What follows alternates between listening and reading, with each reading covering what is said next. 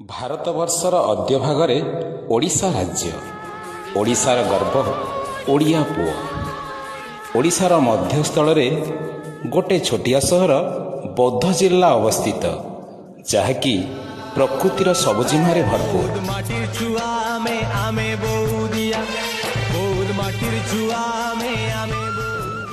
ବୌଦ୍ଧ ସହରଠାରୁ ବଲାଙ୍ଗୀର ରାସ୍ତାରେ 13 କିଲୋମିଟର ଗଲା ପରେ ପଡ଼େ ଜହ୍ନାପଙ୍କ ଛକ। ଜହ୍ନାପଙ୍କରୁ ଡାହାଣ ପଟକୁ 2 କିଲୋମିଟର ଗଲା ପରେ ପଡ଼େ ଐତିହାସିକ ପୀଠ ଗନ୍ଧରାଡ଼ି ମନ୍ଦିର, ଯାହାକୁ ଚାରିଶମ୍ଭୁ ମନ୍ଦିର ମଧ୍ୟ କୁହାଯାଏ।